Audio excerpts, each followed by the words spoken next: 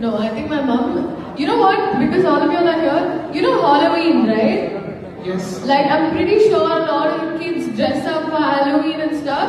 Yes, yeah.